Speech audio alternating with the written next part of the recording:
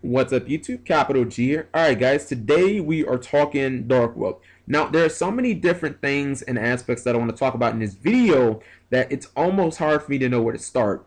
I would, I guess, first like to direct you to watch Great Fells Montana's Dark World Rant Part 2. Not only is it highly entertaining and informative, but when you watch him speak, you can just get an understanding that he's on a different level of knowledge and understanding and just straight up intelligence than your typical YouTuber, especially from a competitive standpoint.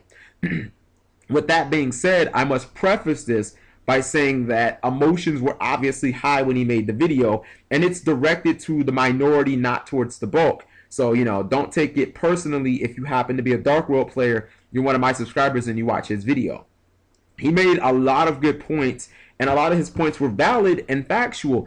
I do believe that some of his facts were incomplete. That's why, because of the emotions, on my blasphemy scale, I will go no higher than a 3. Let me just first say that I believe that there are some things that are unequivocally true about Dark World. Number one, it's a tier 1 deck. Number two, pound for pound, toe for toe, there is no deck that can match up with Dark World's power. I just don't see it in this format right now. I don't really think any deck wants to beat Dark World going punch for punch with it, because when you have a resource that's completely expendable like Grapha for the most part, that's not a battle that you're going to win more often than not. However, there is that giant mystery, and it's one that I've always wondered. How can a deck that's so fast, that's so powerful, that has game-stealing cards like Card Destruction and Drag Down from the Grave fail to consistently top? Let's just focus on the regional circuit. There are 8 top spots at a regional. How come we never see events where Dark World takes 3 of them? How come often at times Dark World doesn't even seem to top, and even when it does, it's almost the equivalent of Digimon or Worms topping? Why does it always seem to be more of a shock than the norm and what we expected?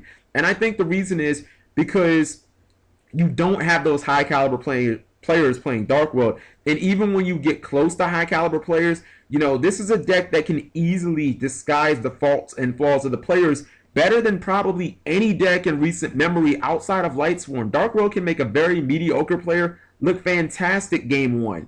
And then game 2 and 3, a lot of the synergy and a lot of what they had going for them is completely disrupted. It comes to a complete standstill, and they look mediocre because they don't realize that you have to play game 2 and game 1 differently.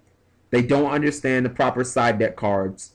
Their decks are fundamentally built wrong, but game 1, their opponent is unprepared, and, it's easy peasy stealing games. One thing that you guys have to realize is that games 2 and 3 are played completely different than game 1 in Dark World. Dark World game 1 focuses mainly on speed. Dark World game 2, it's a completely different ball game. It's like night and day or red and blue. You're focused more on just straight up consistency and minimizing the amount of risk taken. I'll give you a prime example. Let's say you have Grapha in your graveyard, you summon Snow and bounce back Grapha. Your opponent has 2 back rows set. There's no rule in the rulebook that says you have to attack with Grapha just because he's the best expendable boss monster in all of Yu-Gi-Oh! You think about those back row, and if you just use common basic sense, you can pretty much eliminate a lot of the cards that they could be. Bottomless Trap Hole, Solemn Judgment, Solemn Warning, Book of Moon, Torrential Tribute. Chances are your opponent doesn't have any of those cards set because they would have activated them on the Snow. So there's no reason for you to potentially attack into a deep prison and lose the game because of it. I mean, you have to think of it in the sense of you have a 3,000 or 2,700 beater. How many ways can your opponent easily get around that? I mean, you can just sit on Grapha until you get some back row hate. Another thing, don't fall in love with draw support. Don't fall in love with the allure of drawing cards. I can't tell you how many times I've seen somebody activate gates and they use their only monster in hand, which is a Brow, for the chance of drawing 2 cards, and then it's like, oh, I drew another Gates, I drew a Dark Hole, and I can't activate Gates anymore. I can't activate Dealings in my hand. I can't activate any more cards, and basically now my deck's at a standstill. You don't have to activate these cards like Reckless Greed and gates if they're using your only expendable resource. You know, you guys have to think smart about that, because if your opponent hits that macro, if your opponent hits that shadow mirror, they can hit one card which can completely shut down your deck. So you want to put yourself in a favorable position to where, okay, well, half of this game I've kind of grinded out and my opponent doesn't have many life points left, so where if they hit that macro, I can survive more turns. You know, game 2 is you're more focused on limiting the amount of risk. I also see a lot of fundamental deck building problems. You know, I see a lot of people with double Mind Crushes and Gateway to the Dark World, multiple deck viruses in the main, and those are all great cards, but at their core, can't we just agree that they're win more cards? Chances are, if you're winning off of those cards, you probably were in a winning position anyway. I look at cards like Trench Archfiend and Evac Device, and I don't understand why they're just not almost at staple level, especially Evac Device. Great Fails made a very good point. You know, decks like Six Samurai and Psychics that can put first turn Eteria Beast, and it's like your entire deck can shut down. But when you have cards like Trance Archfiend and Evac Device where you can instantly answer that, I mean, it's very easy to summon a Trance Archfiend, okay, activate the effect, bam, you know, discard Grapha, your Nat Beast is gone, chances are I'm going to win the game now. Evac Device is probably the best new utility card that people have finally discovered. It finally allows you to play completely reckless with your Grapha, and it protects your Grapha from Bottomless Trap Hole, Dimensional Prison, and when people think that they're hot shit and they reborn your Grapha, it's like, okay, evac the Grapha back to my hand. Oh wait, I still have gates. I'm going to use gates and blow more of your cards up. So you guys have to think about these cards that just add inherent consistency to the deck, in my opinion, and not try and be so cute and gimmicky.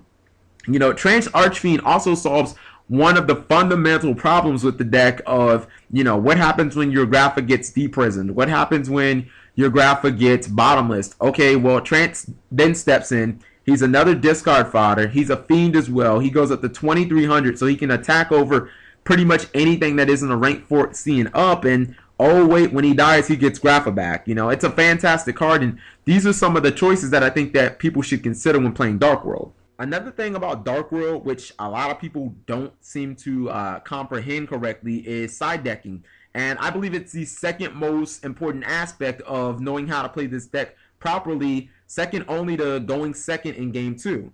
When it comes to side decking, Dark World functions almost exactly like Lightsworn. You don't side deck for your opponent, you side deck for what your opponent side decks against you. We already know the problem cards. We know Macrocosmos, we know Prohibition, we know Shadow Mirror.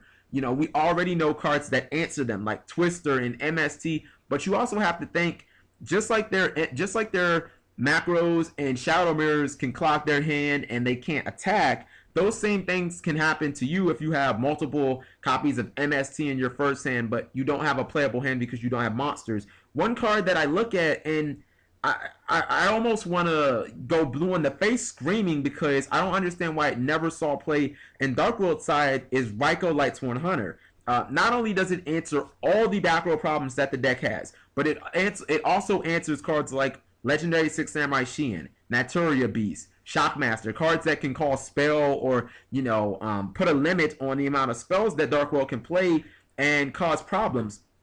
In addition, just like you said, the deck runs 3 of everything, so it's not like you really have to worry about so-called bad mills, because outside of card destruction and Monster Reborn, you run 3 of every single spell and power card in the deck. You don't really mind milling any monsters because they just become fodder for gate. And then if you happen to mill a Grapha, then oh wait, we don't have to worry about, okay, I either need to hit a Snow, or I need to hit Foolish Burial, or I don't have an outlet to Grapha. So I look at Raikou and I'm like, Raikou answers all the problem cards. In addition, you have to also think, what if I'm just whooping my opponent's ass and I draw Raikou? Is it going to be a dead card? No, because it can just blow up another monster your opponent puts in front of you. You know, maybe it's a stall card like Spirit Reaper, but you don't have the deck Firish. You don't have the Skill Drain. You don't have another card to get past it.